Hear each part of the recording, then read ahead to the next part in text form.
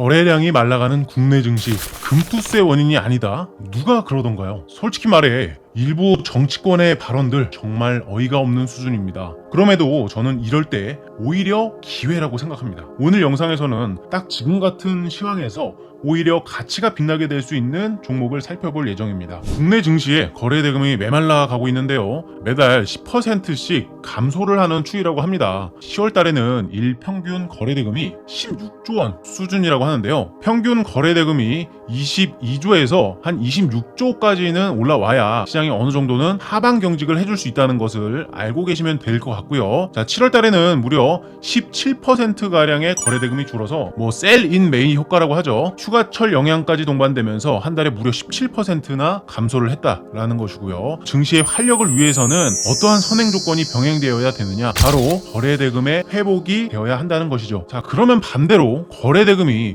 회복되기 전까지는 우리가 뭘 하면 될까요? 상승장에서 할 수 있는 투자와 하락장에서 할 수 있는 투자 전략은 엄청난 차이가 있습니다. 상승장은 지지가 된다는 것이고 하락장은 돌파가 된다는 것인데 이 원리가 무엇인지 바로 종목들 보면서 체크해 보도록 하겠습니다. 자, 지금 보고 계시는 차트는 위에가 삼성전기 차트고 밑에가 코스피 차트입니다. 삼성전자 같은 경우에는 사실상 지수와 크게 별반 다를 게 없기 때문에 다른 종목을 가지고 와서 예시를 보여드리는 거니까 이 부분 참고를 해주시기 바랍니다. 자, 지수가 이렇게 강한 상승 흐름을 보였을 때는요, 개별 종목들도 이렇게 지지를 받는다 라고 표현을 해서 상승장에는 지지 후 반등 자리가 상당히 좋은 자리가 됩니다. 반대로 시장이 이렇게 하락하고 있을 때는 시총 상위주들 역시나 어쩔 수가 없죠. 시장에 거래 대금이 부족한 상황일 테니까 지지를 해줄 만한 여건이 안 되고 힘이 부족하기 때문에 이런 식으로 지지 라인을 자꾸만 훼손하는 그런 형태가 나타나게 됩니다. 자, 그럼 여기서 반대로 생각을 해보면 되는 것입니다. 자, 지지가 안 된다라는 것은 지지 자리에서 매수를 하지 않으면 되는 것이죠. 반대로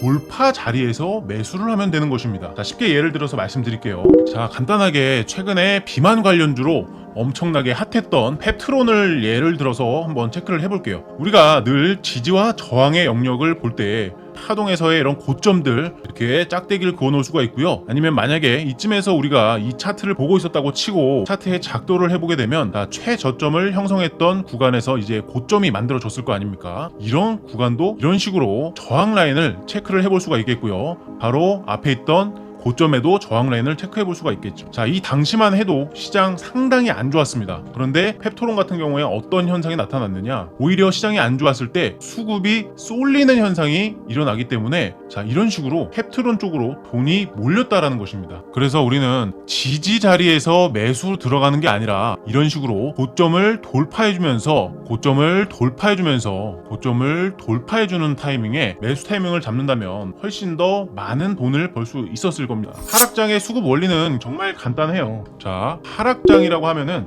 시장에 거래 대금이 부족한 상황이다.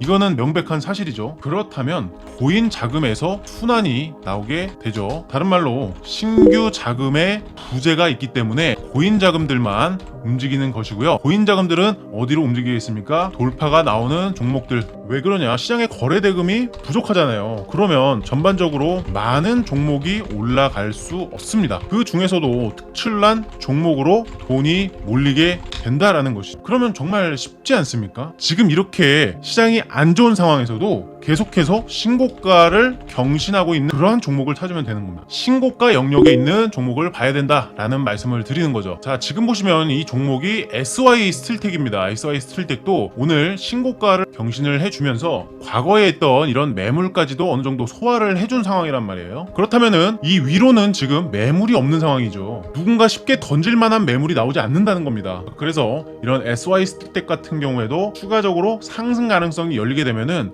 이 종목으로 들어올 수 있는 돈들이 엄청나게 많다라는 거예요. 그러면 우리가 어떤 흐름을 기대를 해볼 수가 있습니까? 자, 이 종목을 잘 모니터링 하자는 겁니다.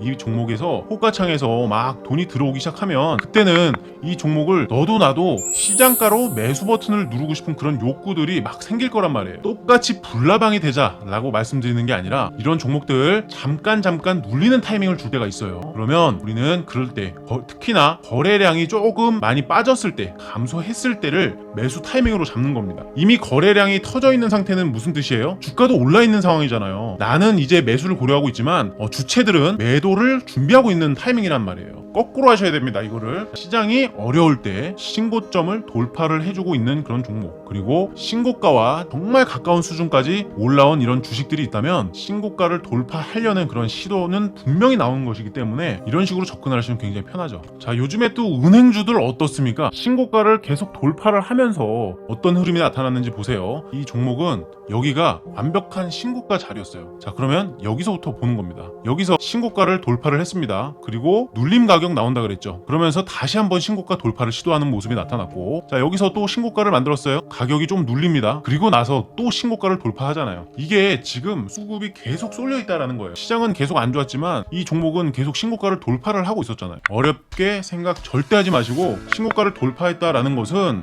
좋은 겁니다. 자, 그만큼 매수의 힘이 강하다라는 것이고 앞전에 있는 매물이 나올 게 없다라는 뜻이죠. 그래서 신고가에서는 가격 부담이 좀 있겠지만 하락장에서는 오히려 기회로 작용한다라는 거, 이거를 알고서 투자를 하신다면 시장이 좀 안 좋을 때 내가 어떤 포지셔닝을 취해야 되고 어떤 종목들을 선정을 해야 될지 기준이 확보되지 않을까 싶습니다. 오늘 말씀드린 종목 SY 스틸텍, KB금융, 한올바이오 파마, DI 동일, 파크 시스템스라든지 현대로템, 이런 종목들도 다 지금 신고가 영역에 해당하는 종목들이니까요. 이런 종목들 위주로 종목을 좀 체크를 해볼 수 있는 게 좋습니다. 오늘 영상 여기서 간단하게 마무리하고요. 제가 다음 영상에서는 기술적 분석, 꿀팁까지 두 가지를 준비를 했으니까요. 구독, 좋아요 반드시 눌러주시고 기술적 분석 세상에서 가장 쉽게 설명드릴 테니까 다음 영상도 기대해 주시기 바라겠습니다. 영상 끝까지 시청해 주셔서 감사드립니다.